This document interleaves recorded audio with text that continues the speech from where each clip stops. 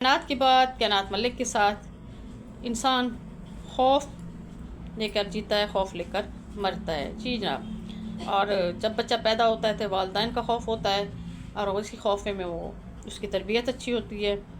फिर बड़ा होता है, स्कूल में टीचरों का खौफ, टीचर के खौफ से वो तालीम अच्छी करता है।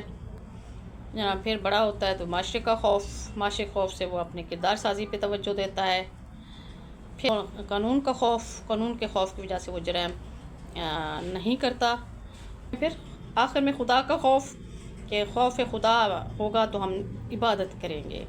जी जनाब। क्या हम मोहब्बत में कुछ नहीं कर सकते? वालिदैन की मोहब्बत में अपनी तरबियत अच्छी नहीं हो सकती? टीचर की मोहब्बत में क्या आप तालीम अच्छी हासिल नहीं कर सकते? कामयाब शहरी नहीं बन सकते? कानून की मोहब्बत में हम जराइम छोड़ नहीं सकते? खुदा की मोहब्बत में क्या इबादत नहीं कर सकते? और माशरे के मोहब्बत में हम अपने आप को क्यों नहीं सुधार सकते? तो जनाब, ये चीज़ें हैं जो हमारे पे लागी होती हैं। हम खौफ में जीते हैं और खौफ में मरते हैं, मोहब्बत में नहीं। ज़रा सोचिएगा।